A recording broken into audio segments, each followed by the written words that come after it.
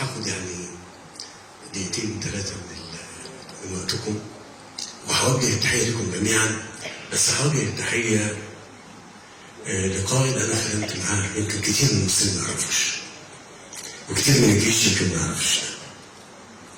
اللواء سمير فرج كان قائد كتيبتي.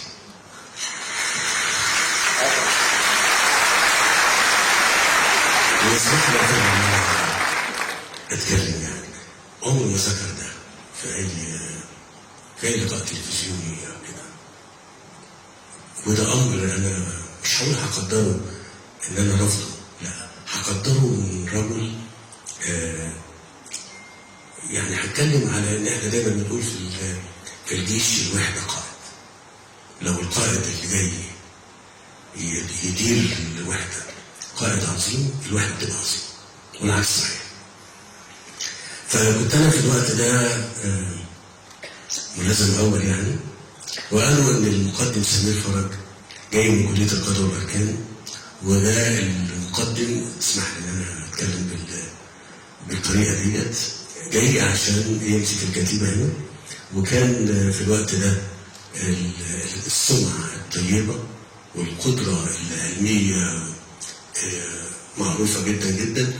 وكان ساعتها طبعا كان راجع من كليه القضاء وكان في بريطانيا، وانا لما رحت بريطانيا نفس الدوره دي كانت اكتر حاجه مشهوره بها الكليه هي المناظره اللي تمت ما بين الدكتور او اللي هو الدكتور سمير فرج وبين الرئيس شارون بعد حرب 73. فانا دي السمعه اللي كانت جايه للمقدم سمير. طب انا اتعلمت ايه منه؟ انا اتعلمت منه حل المشاكل. في كل واحده بيبقى فيها مشاكل. ففوجئت اولا هو خدني ضابط استطلاع وامن الكتيبه بعد ما وصل يمكن اسبوع ولا 10 ايام.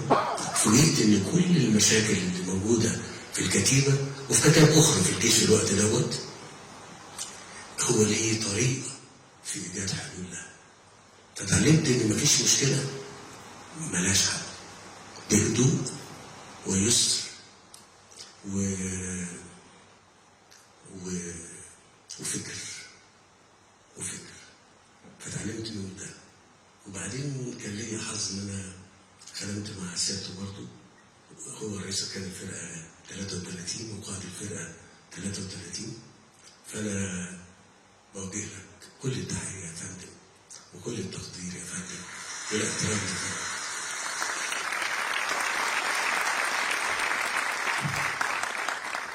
بسم الله الرحمن الرحيم، وما توفيقي الا بالله. الاخ العزيز الدكتور ناصر سعيد رئيس الجامعه، الساده النواب الدكتور محمد عبد النعيم، الدكتور محمد سعد زغلول، الحضور الكريم، ما تصوروش سعادتي قد ايه النهارده ان انا موجود معاكم. وزي ما قال الدكتور ناصر انا جيت وعشان ولكن الحاجه الثانيه الرئيسيه ان انا واخد تكليف بقالي 4 سنين من سياده الرئيس اطلع الجامعه. السنه اللي فاتت يمكن 26 جامعه، فقال لي السنه الجايه هنطلع كام؟ قلت له هنلاقي 30 يعني سياده الرئيس عارفين، لان احنا عايزين نكلم الشباب زي ما الدكتور ناصر قال، انتوا اللي هتقودوا البلد. في سنه 95 في القرن اللي فات فسالوا رئيس وزراء اليابان هتعملوا ايه في اليابان عشان تخشوا القرن الجديد وانتم السبعه الكبار؟ قال لهم احنا هنعتني بالشباب لان هم دول اللي هيديروا البلد. لما كنت انا قائد كتيبه في يوم من الايام مقدم، وكان سياده الرئيس لازم اقول ما كانش حد عارف انه هيبقى رئيس جمهوريه، وزي ما قال الدكتور ناصر منكم هيبقى وزير ومحافظ ورئيس وزراء ووزير. انتوا الامل، وعشان كده احنا بنهتم بيكم، بنطلع عشان كده جاي النهارده عشان نوعي ونقول لكم الدنيا رايحه فين، مصر فيها ايه، خاصه السوشيال ميديا النهارده للاسف مبوظه عقول الناس. النهارده مفيش حد لا بيقرا جرايد ولا بيتفرج على تلفزيون ولا يسمع راديو، كله عايش يقول لك طب انا بسمع هنا. الحاجه الثانيه الوحشه اللي كلنا بنعملها، طبعا انا لا، ان يجينا خبر اشير واعمل ريتويت، وده طبعا انا مش عارف صحه هذا الكلام ايه. عشان كده لقاءنا النهارده هنفهم الدنيا رايحه فين. هنقول مصر والمتغيرات العالميه الفترة دي. مصر عندنا يا فندم لها 4 اتجاهات استراتيجية. في علوم الاستراتيجية اللي بندرسها في كلية ناصر، الاتجاه الاستراتيجي الشمالي الشرقي اللي هو بتاع سينا. ده اللي كان معظم البلاوي اللي جات لنا عبر التاريخ. الهكسوس 4000 سنة جولنا. ثم قمبيز 515، اسكندر الأكبر، صليبيين، تتار، مغول، عثمانيين، إسرائيليين 56 67، الإرهاب اللي قعدنا فيه ال6 سنين اللي فاتوا، وحاليا بقى لنا 20 شهر في مشكلة غزة. فجأة عمرنا ما كان عندنا مشكلة مع ليبيا ولا الاتجاه الاستراتيجي الغربي ده أبدا.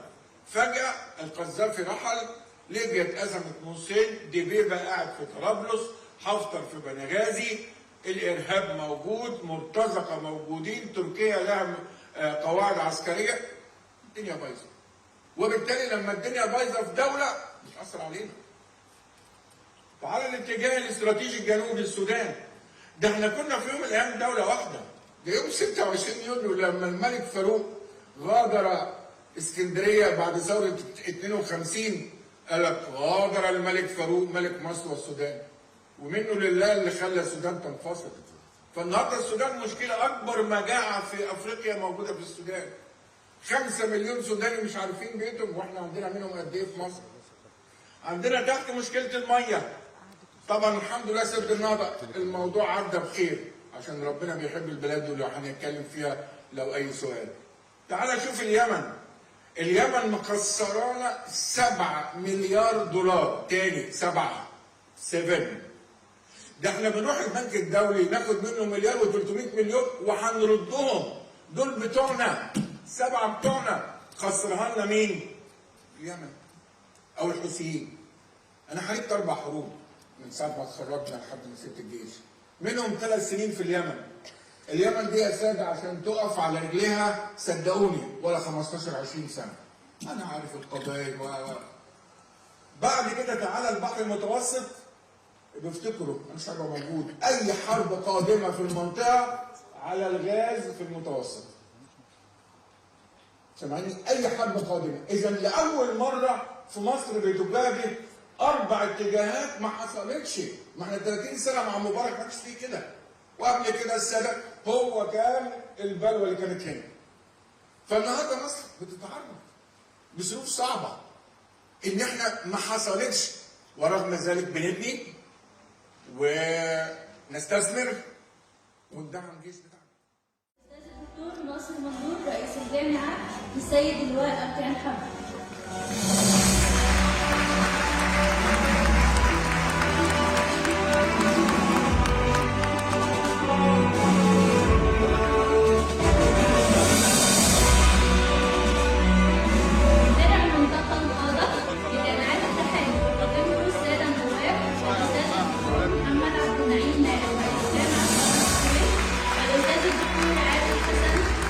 رئيس جامعة الإسماعيلية في السنة الأخيرة.